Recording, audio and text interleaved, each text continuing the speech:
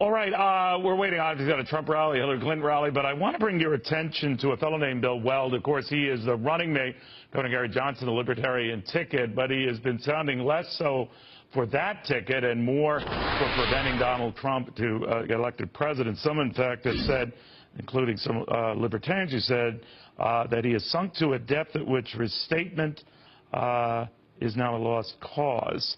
Of course, they're claiming that you, Governor Weld, have abandoned the third-party cause to help Hillary Clinton. What's the case? Quite the contrary. I endorse Gary Johnson. I want our ticket to do as well as it possibly can. We've been in this up to our armpits and will continue to be. You know, there's a little-known fact, Neil, that if the Libertarians get even over 5% in the balloting on November 8th, then we acquire official party status. And we qualify for matching funds. We don't have to worry about ballot access. So we are campaigning for every last vote to get us over that threshold. And it's not like we are a way out of left field or way out of right field. No, I don't think you're way out of left field at all. That's why I followed your remarks with Rachel Maddow on MSNBC, in which you were asked, why would you not weigh a threat to the country, fear for the fate of the country against hope? The Libertarian Party gets its 5% this year. Why would a person pick the Libertarian vote in the case if the stakes are that high between Clinton and Trump? I'll tell you exactly why. It is because casting a Libertarian vote is casting a protest vote against the two-party monopoly in Washington, D.C.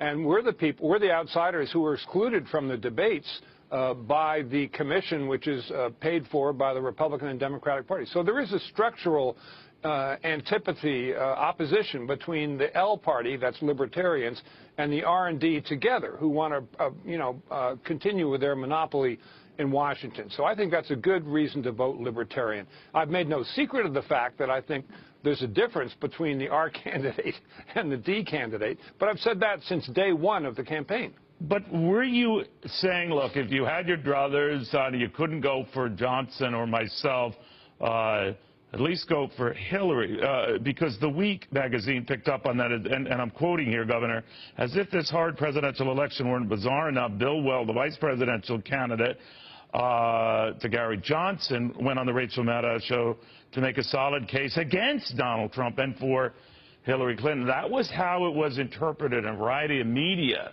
Do you want to disavow people of that notion, or what? Well, no. I mean, what I said on the Maddow show was like a letter of recommendation for Donald Trump compared to what I'd said earlier in the week, which is that I think he's unfit by temperament and but you don't think Hillary Clinton stable. is? You don't think Hillary Clinton is? That's correct, and I've said that since day one. But you see how people would quickly seize on that, and your libertarian backers, sir, to say, you let them down. Yeah. No, every time I say anything about Mrs. Clinton other than she should go directly to jail, it drives some of the libertarian folks nuts. But I'm not going to say something that's not true. The one promise that Gary Johnson and I made to each other on day one in this campaign is that we're always going to tell the truth.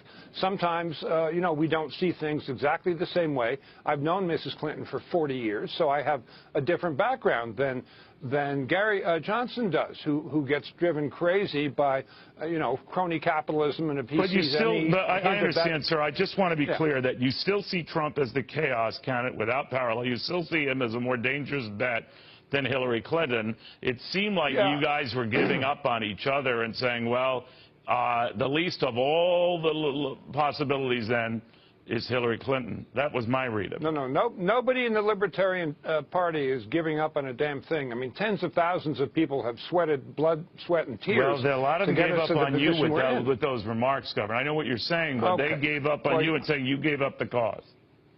Okay, well, so be it. You can't please all the people all the time, but I'm not going to say the opposite of what I think, obviously. Okay. Governor Weld, thank you very much.